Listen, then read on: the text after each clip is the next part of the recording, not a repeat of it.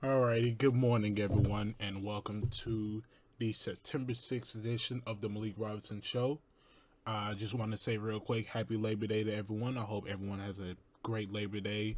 Get you some barbecue, watch maybe some baseball, some football later, whatever you want to watch. And yeah, I'm just ready to get started today.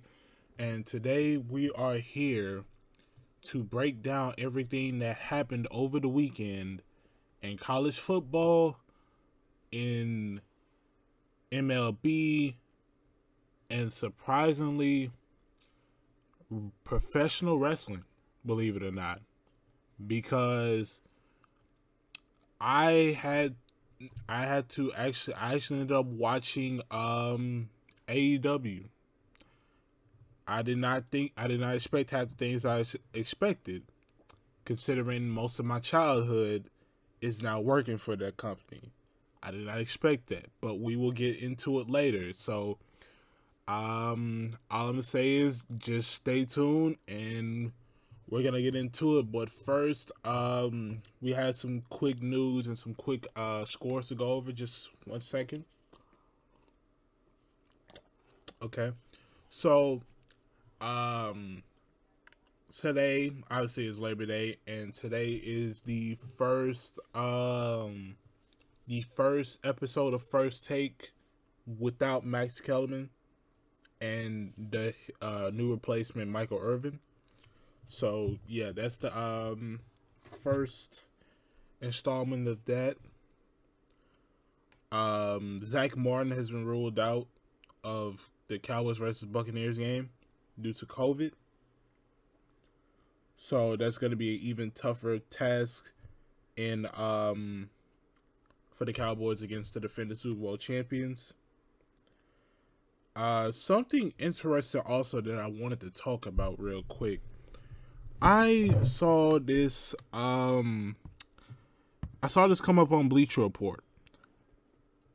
Argentina versus Brazil was suspended because health officials actually confronted Argentina players for not quarantining in the middle of the game. I saw that as it was very surprising because you usually don't see anything like that. They usually tell the coach or the manager in that case. They usually tell the manager, and they just keep it at that. And the manager kind of takes them out the game or something.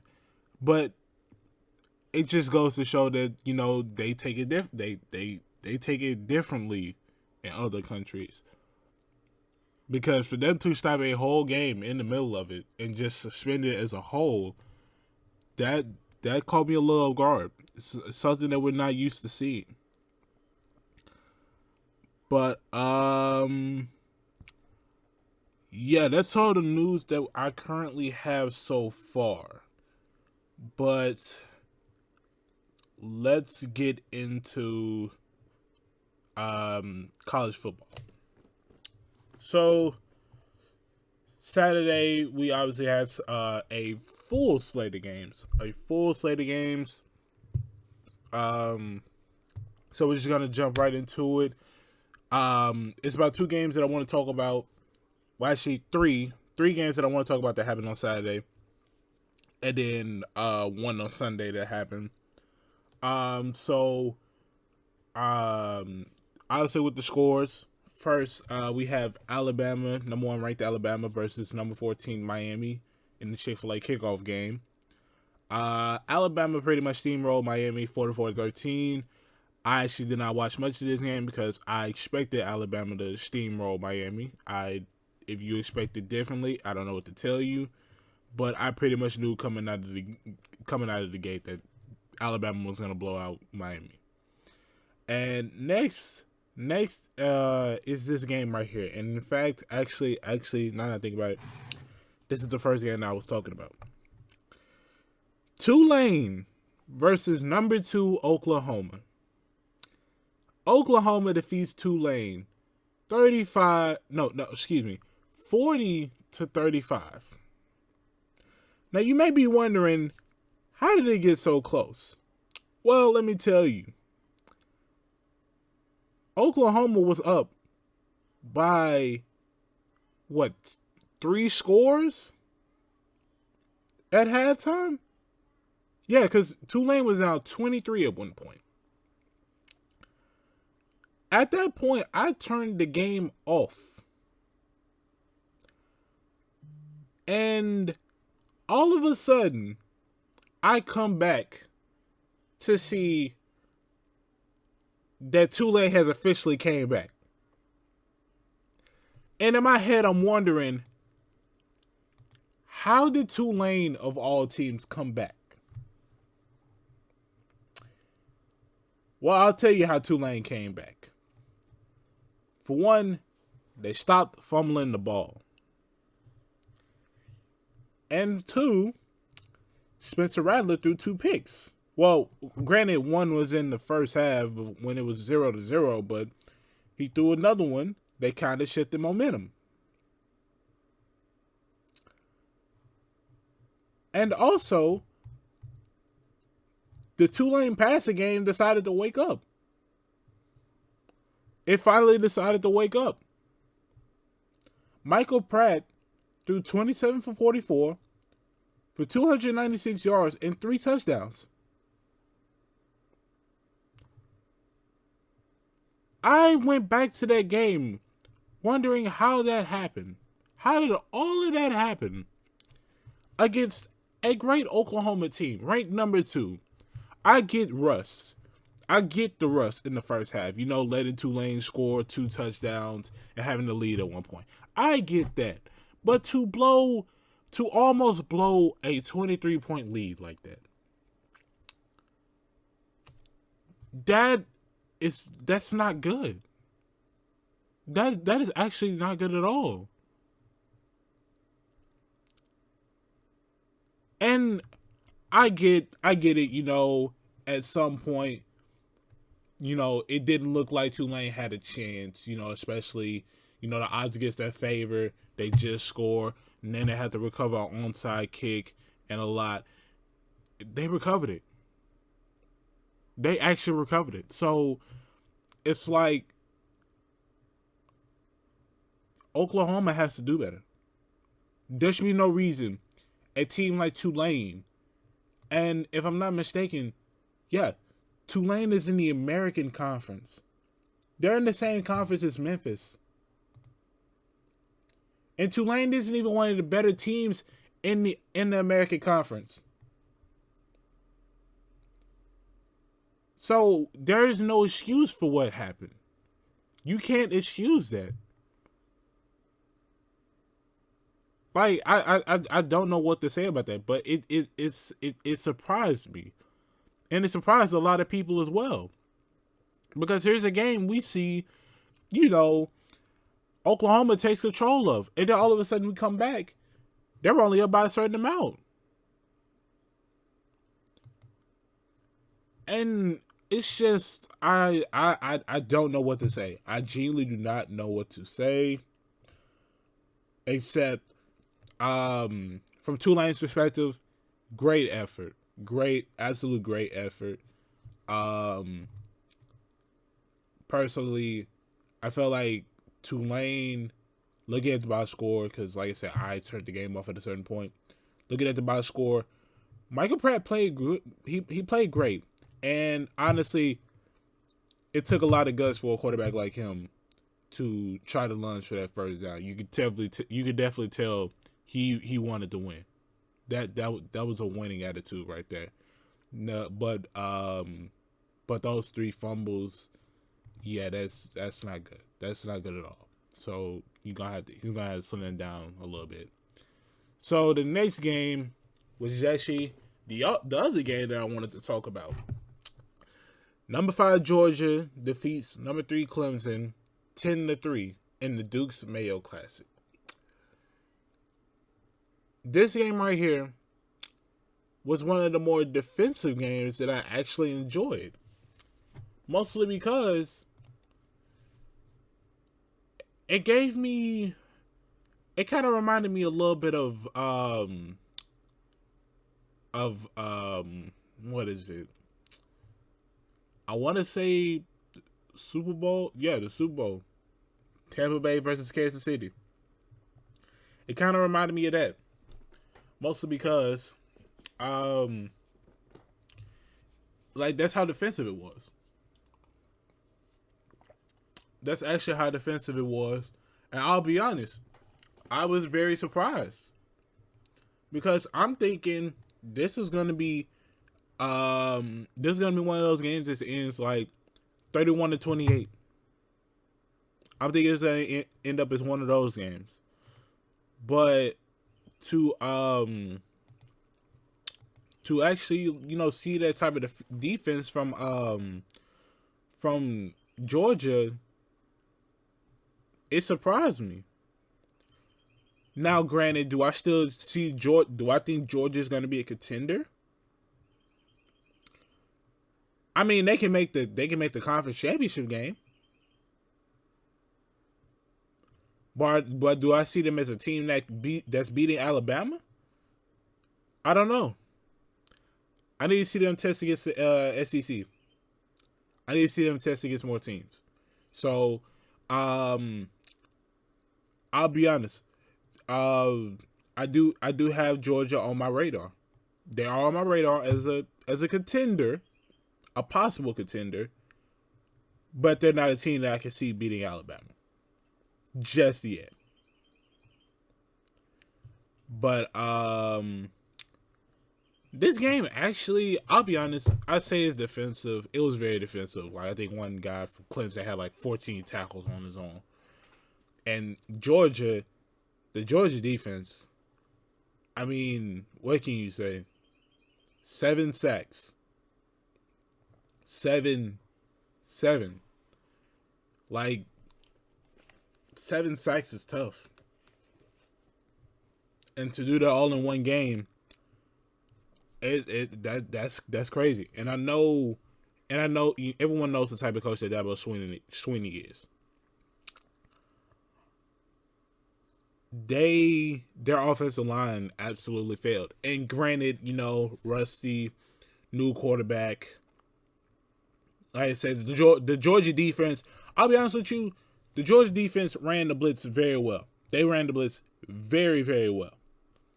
And some of the sacks were deemed coverage sacks. DJ Ugalele, I think that's how you pronounce it. Ugalele. I'm almost sure I'm pronouncing that wrong, but pretty much I'll admit, noticing him, he stood in the pocket for way too long. And it led to sacks. And he's got to do better with that, because we've seen him play a lot better. Now, granted, this is a new offensive line, but still, you have to find it within yourself to roll out the pocket. You shouldn't be in the pocket for that long and taking sacks like that. Because 7 sacks, you're not winning when you get sacked 7 times, unless your defense is just out of the water. And granted, it was.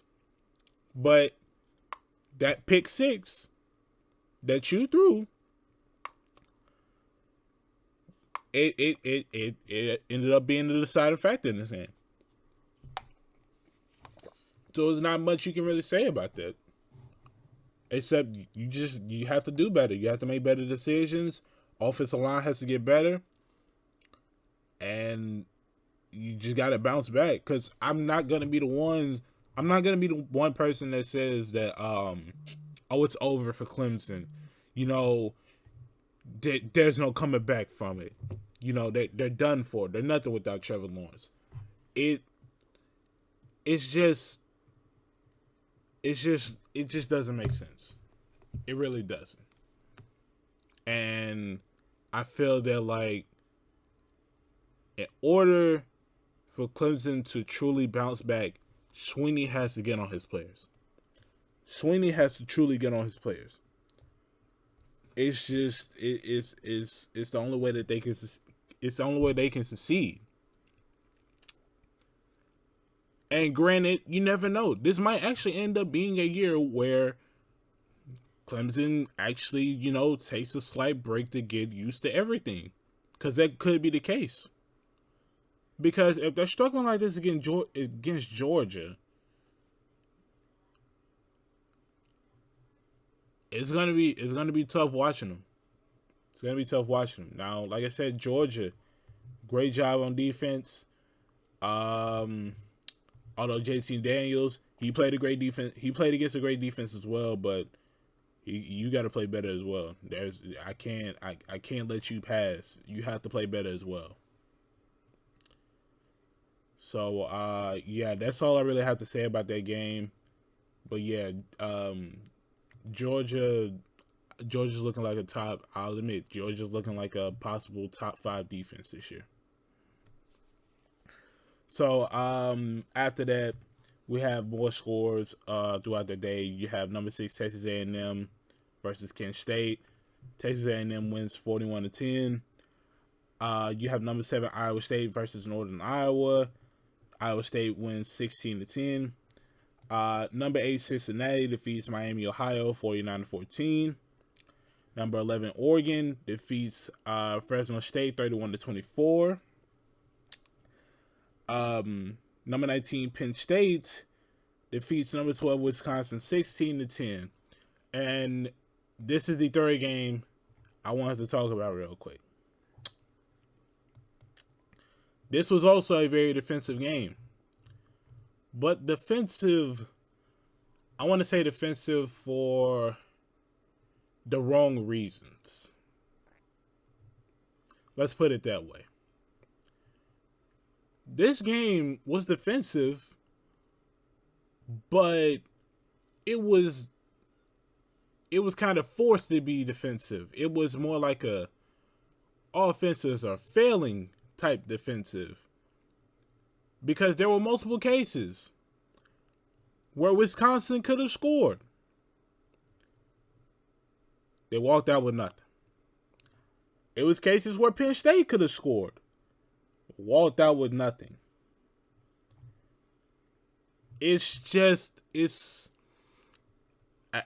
I'll be honest, it was hard to watch. Because watching Graham Mertz fumble the snap multiple times, it was frustrating to watch. It was very frustrating to watch. I did not enjoy watching it.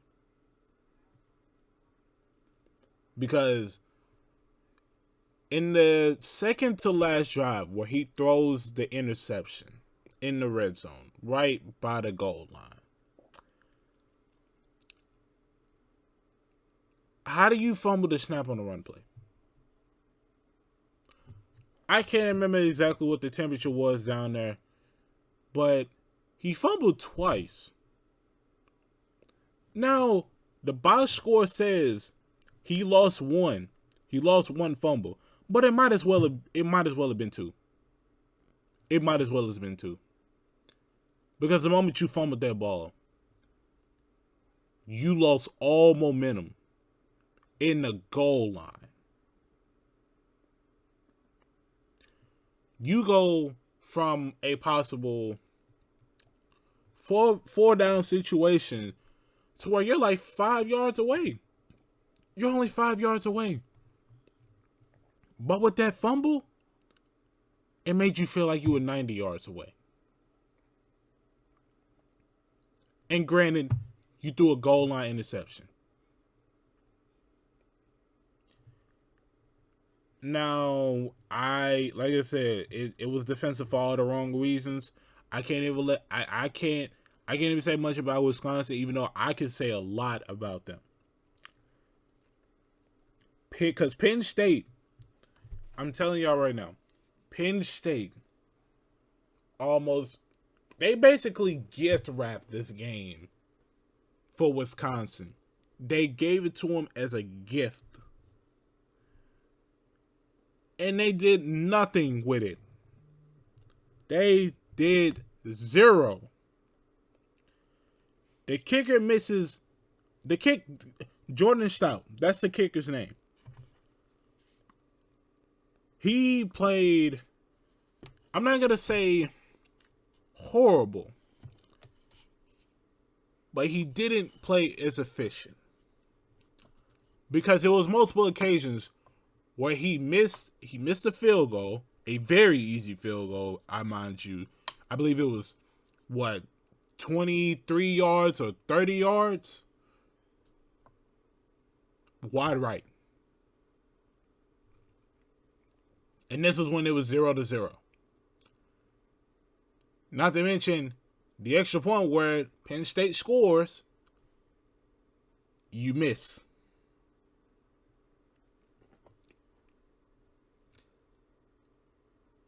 The kicker gift wrapped the game for Wisconsin, and they couldn't capitalize.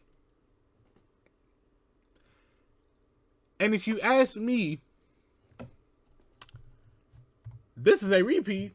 This whole game right here is a repeat of the entire year for Wisconsin. Because as an Ohio State fan and watching the Big Ten, I felt like I was watching the same team. Now, this may come off as biased. In fact, I already know to some people it's going to come off as biased. I can't see either. Right now, with the way that both teams played, I don't even know if I can see either in a possible Big Ten championship. I'll be honest. But it is early in the year, so I'm not going to make any conclusions. Now, something else about this game, and then I'm done with it. We need to talk about this targeting call on Ellis Brooks. Because as soon as it happened, I instantly knew people were going to be like, oh, but they didn't call targeting on Ransom of Ohio State.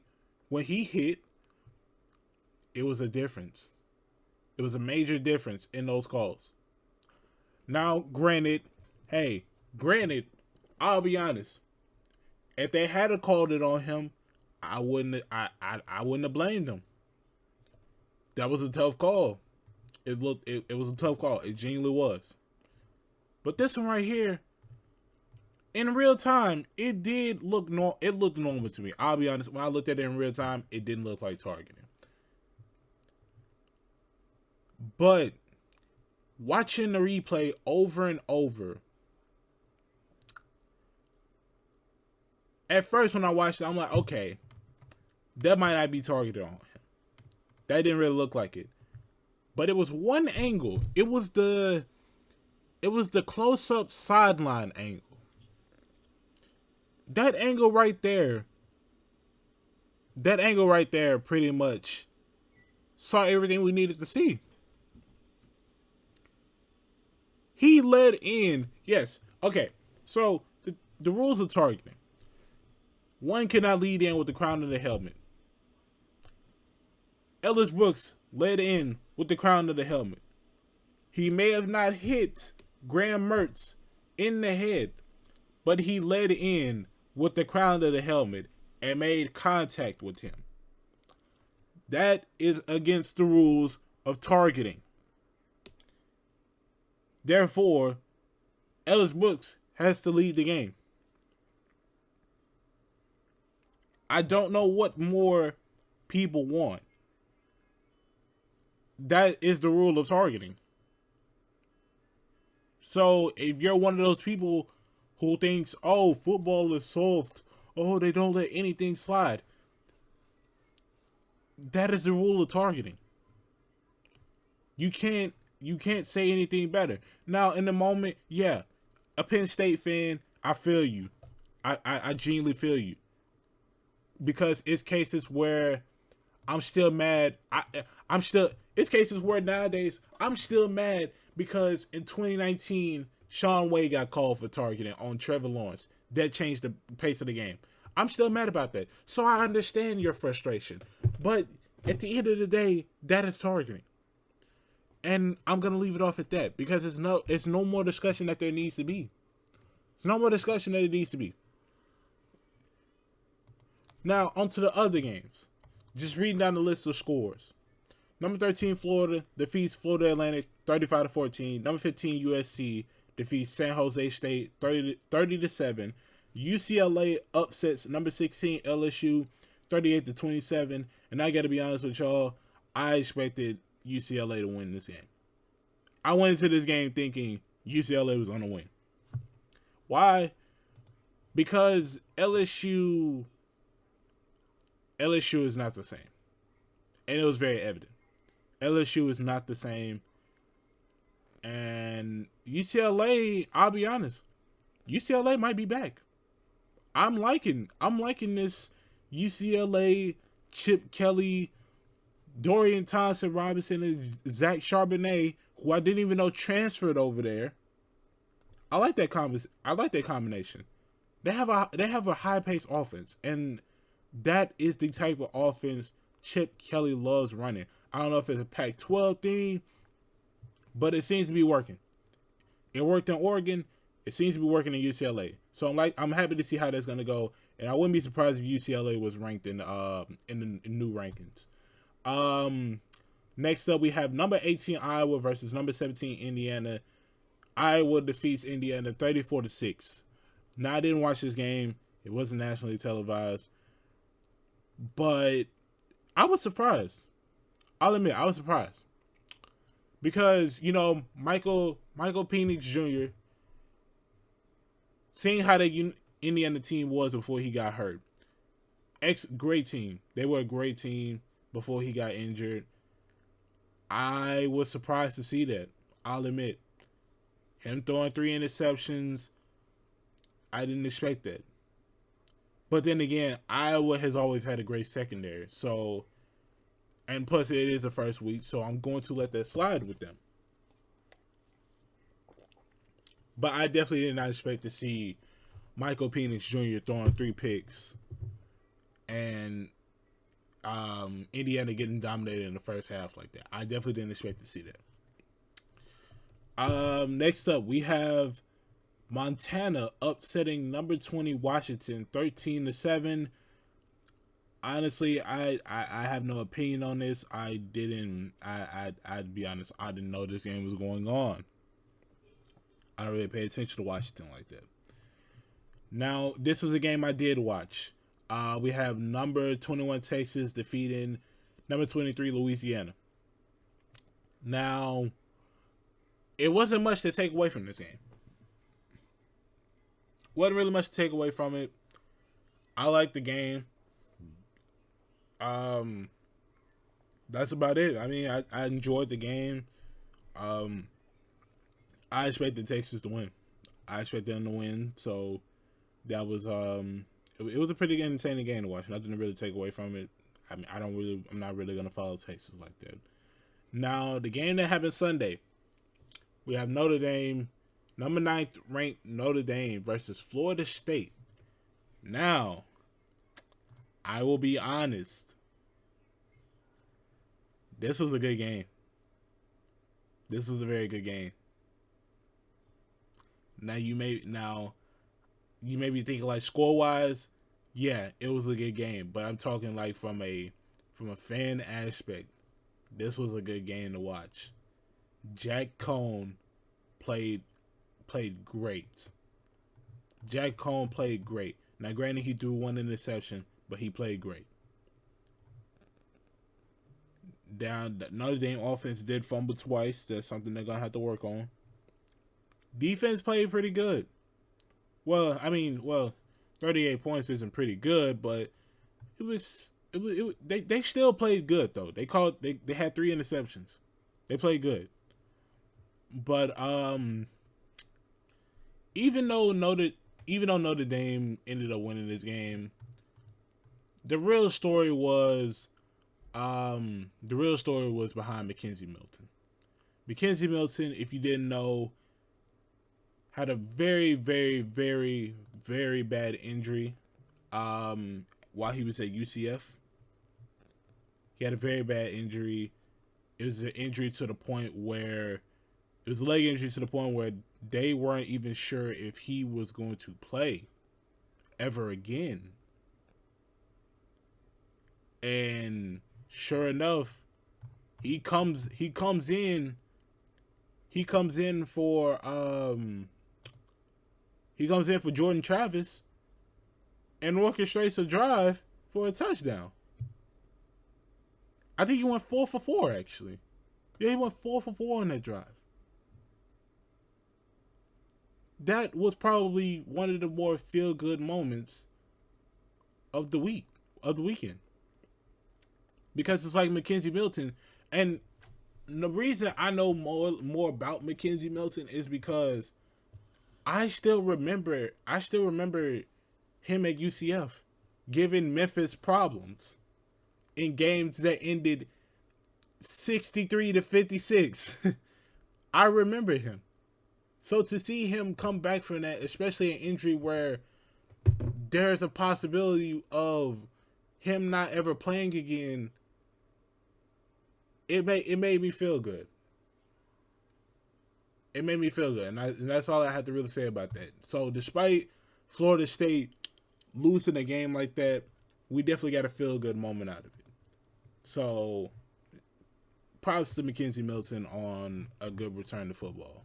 That's all. That's really all I have to say about that. So shout out to him. I believe today it is only one game. Yeah, it's only one game today, and it is Louisville versus Ole Miss. I'm not sure if I'll be watching it.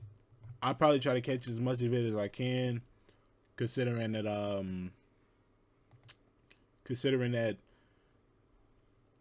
Ole Miss won't even have Lane Kiffin coaching for them today because he tested positive for COVID. So it'll be interesting to see that. Now on to other things. Just something that came into my head. Naomi Osaka gets upset. She kind of decides that she's gonna take like another break. Almost contemplating retirement almost. So obviously it's not anything from like, her, playing. It's just that mental health has taken a toll on her, and that's been evident from when she first spoke about it. So I wouldn't be surprised if we saw her just quietly retire from the game of tennis. I wouldn't be surprised to see that. On to other news in the NBA. Let's see. DeAndre Jordan is back with the I said back with the LA Lakers. Back in LA, but for the Lakers. Now I will be honest. This may not be the most insane signing they've done, obviously, but it's a big signing. It gives them more depth at the center position. And even though you can't really space out the floor with DeAndre Jordan, you have a rim protector. You finally have a rim protector to where Anthony Davis can come off the court and actually have a proper rest. You have depth right there. Because now he has Dwight Howard and DeAndre Jordan. Two very good rim protectors. And two centers that can score good in the paint. And also in NBA news, LaMarcus Aldridge. He has returned to the NBA and he is signed back with the Nets. I'm very happy for LaMarcus Aldridge. Seemed like it was going to be another situation kind of like Chris Bosh, where his health just kind of, ended his career. But after 5 months of him saying that he had to retire because of it, he's back. It's gonna be interesting to see how that goes. So yeah, hoping that a good comeback for LaMarcus Aldridge. Growing up watching him, he was good to watch. He was fun to watch. So, hopes to him being healthy for this season. And also, last thing on the NBA news side, Ben Simmons. Ben Simmons will not reportedly be reporting to training camp, and it's going to lead up to fines that could all equal up to pretty much over $1 million. All I gotta say is, if you have the money to do that, and that's what you want to do, go for it. Go for it, because I know even with the money that I have, if I had Ben Simmons money, I wouldn't be doing that. But hey, if he truly wants out and is willing to do that, they need to get him out of there before the first game. They need to get him out of there before the first game. They need to find something. They need to find somebody that's going to trade for Ben Simmons, and that's not asking. And it's really not the best thing for them, because they're trying their hardest to get the most out of Ben Simmons, but it's like they fail to understand that playoff series against the Hawks really ruined his value. I told y'all in the last podcast, him passing up an open dunk with Trae Young in front of him. Trae Young is the only person in front of him, and you give that up to Matisse Thybulle so he can get fouled. Mind you, it's 2 minutes in the game of a game 7, and he didn't take that. Instead, he throws a no-look flashy pass.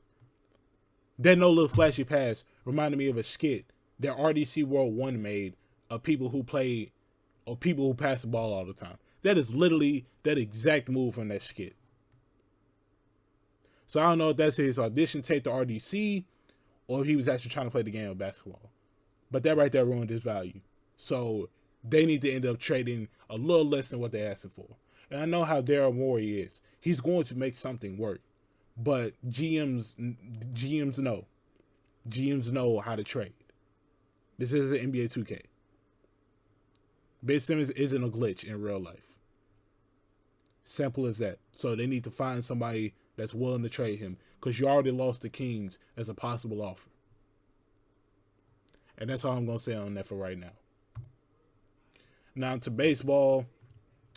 I'm not going to get completely into the scores. I'm kind of just probably going to talk about the standings. But so if we still look at it, the Tampa Bay Rays are still leading the AL East by 7.5 games above the Yankees and the Boston Red Sox, and the Blue Jays could still be in the race, but not still sure.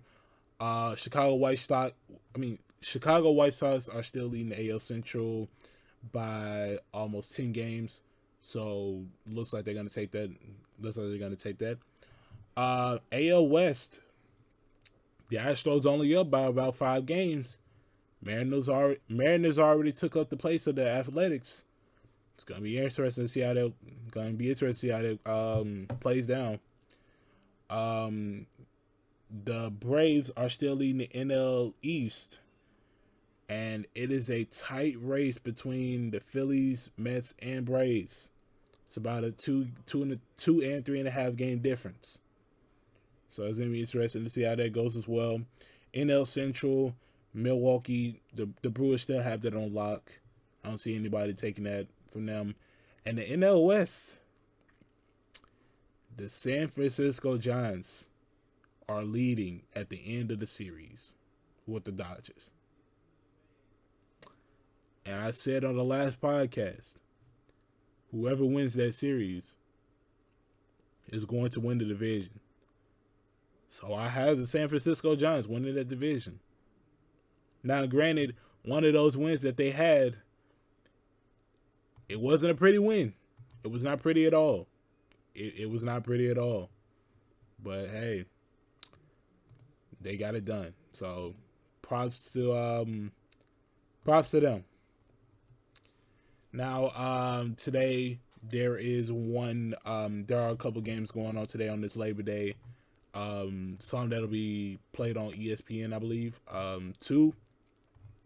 The first game played on ESPN is actually around 12 Central Time.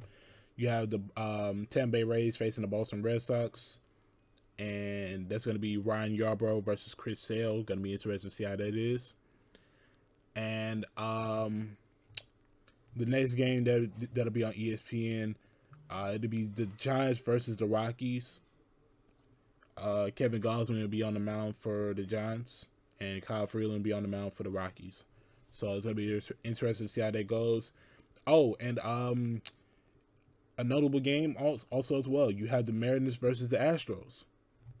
So that's gonna be a major game for gonna be a major thing to watch out for, because the Mariners could easily, possibly sweep and be very close in that division race. And that's really all I have baseball wise.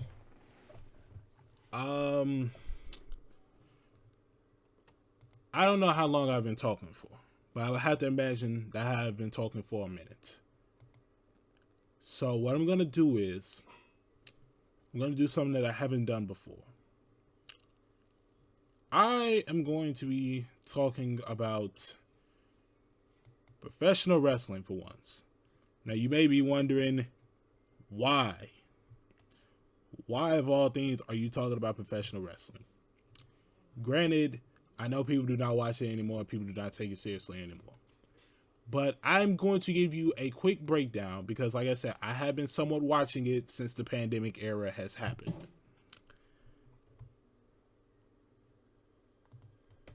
Just 1 second, because there's going to be a lot to unfold. Okay, so to give you a timeline of things, if you don't know if you don't know about All Elite Wrestling. All Elite Wrestling company on the rise. They have a bunch of stars, indie stars, all this and that. But you don't really hear anything about AEW until WWE starts making budget cuts. And these budget cuts are releases. And these releases are major stars that they failed tremendously. We're talking stars from Andrade, Bray Wyatt, Adam Cole, Daniel Bryan, and etc. These are people that we are talking about, are talent that people grew up watching. Now, granted, people didn't grow up watching, Andrade, but you say names like Bray Wyatt, Daniel Bryan, my God, when you think that name, you don't think they're leaving WWE or getting released. But that is the case. WWE is fumbling the bag. They're genuinely fumbling the bag. And Adam Cole, I'll be honest, I had to personally go back to NXT to watch who this Adam Cole guy was. Why is he such a big hype up? And I understood why. The guy is talented. He reminds me of a better version. Well, I'm not going to say a better version. He reminds me of on the entertainment level of Punk. He's a mixture of Punk and Shawn Michaels. That's the comparison I have for him. And as soon as I saw him, I'm like, okay, I can get on with this guy. I could see him being very entertaining. I can see them running the whole company through him. And that was the case. He had a long title reign up to a year. And then after that, I watched the last NXT takeover because it was rumors that Adam Cole might end up having his last match there. And he did. But when the match happened and when the match was over with, I'm thinking the crowd is going to, give him like a standing O, because either it's going to mean it's his last days being in a WWE contract, or it's his last days in NXT and he's going up to the main roster. That's what I'm thinking. None of that happens. They don't plan a spot for him to get a standing O. At that moment right there, I knew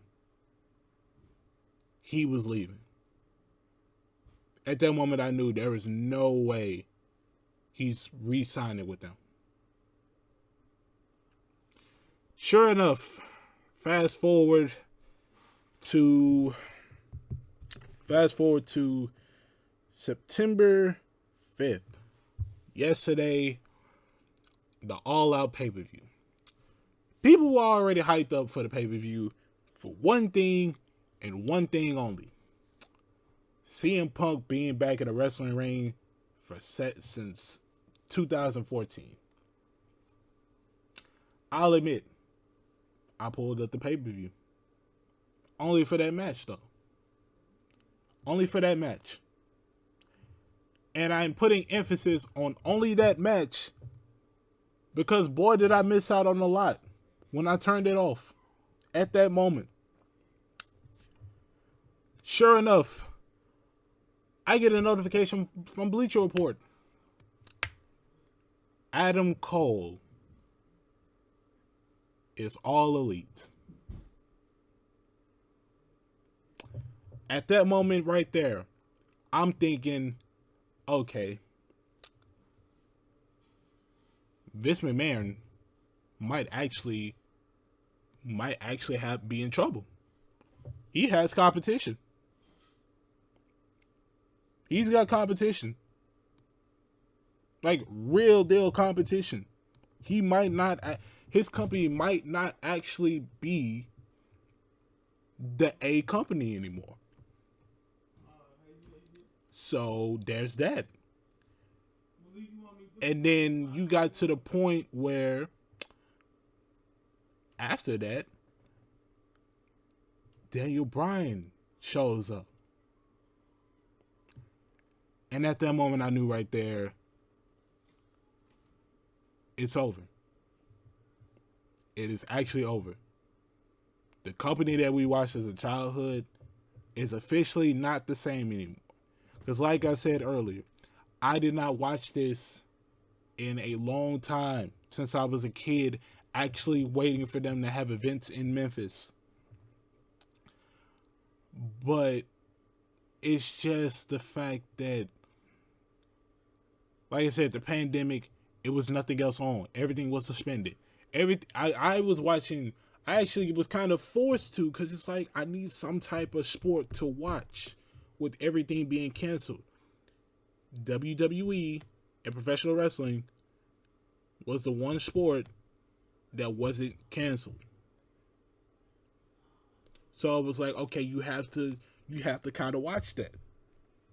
Because I am a sports guy. I cannot live without sports. And to see how everything has unfolded,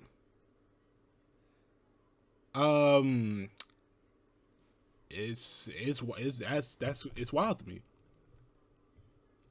It's wild to me. Now, with everything I just said,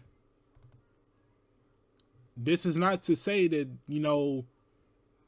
their WWE is gonna fall to the ground. Everybody's gonna forget about them. It's gonna be a WCW type situation. It's not gonna be like that. It's not gonna be like that. It's not. Because that company has been there for so long. It's not going anywhere. But they do have competition. So it's not going to be the same. But they do have competition. Vince McMahon doesn't acknowledge it as competition. But I think the whole world acknowledges it as competition after what happened on Saturday. I mean, not Saturday, Sunday. So yeah. That's all I have to say. It's going to be very interesting to see how this all goes down. It's going to be very interesting. And as far as that, That's all I really have to. That's all I really have to say. Now, before I end this podcast today, I would like to actually get opinions from everyone else that watches this podcast, because I do understand a couple of people did watch it on Spotify. I'm not sure if anybody watched it on Apple or YouTube, but a couple of people did watch it on Spotify.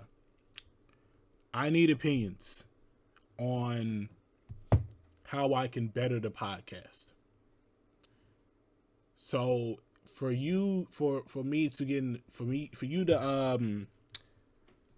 give me an opinion on what you think about the podcast and what you can think and change about it, because I do have changes coming in the future to where I do want guests on here to talk about things, and plus I do want to use my platform as a platform for college athletes to talk about how things are for them. That's the platform. That's why I want to use my platform for. Get their name out there, talk about things that people aren't talking about, stuff like that. But I do know it is certain things that you want to see different. It could be things editing wise. It could be things subject wise that you may want me to talk about. I know I tried something different with wrestling, and the thing is with that, the chances of you seeing me talk about that are slim to none. But I felt like that being a main topic on Twitter, you have to kind of watch it. You kind of have to talk about it, because if you don't, it's like, what are you doing?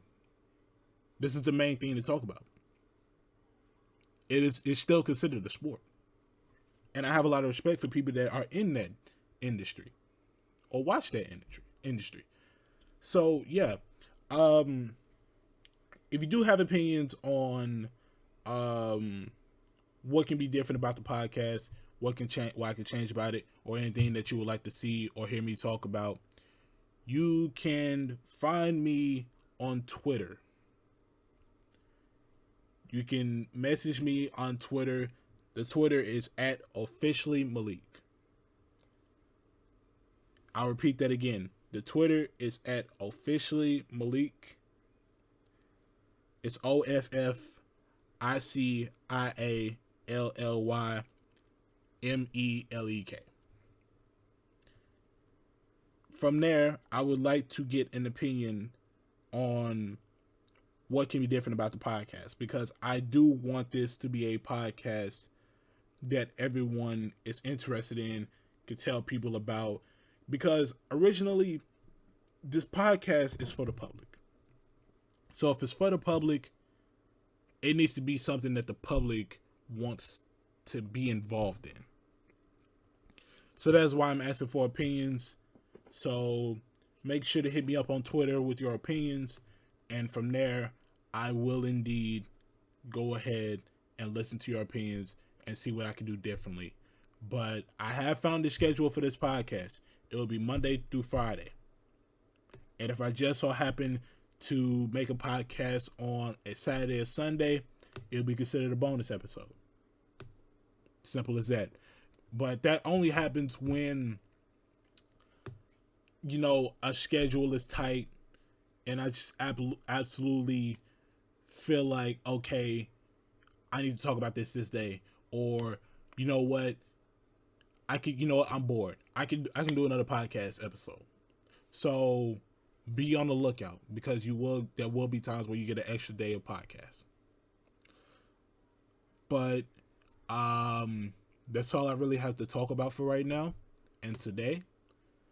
I hope everyone has a blessed Labor Day. Like I said, add me on my social medias on Twitter @officiallymalik, Instagram @officialmalikRobinson.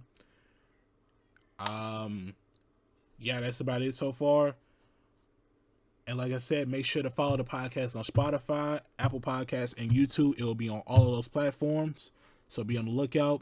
Make sure to subscribe on YouTube, follow on Apple Podcasts, and follow on Spotify. They're all free. Trust me, they're all free. So you can change your mind at any time you want. But yeah, I'm gonna leave it at that. Like I said, hope you all have a blessed Labor Day and have a great day.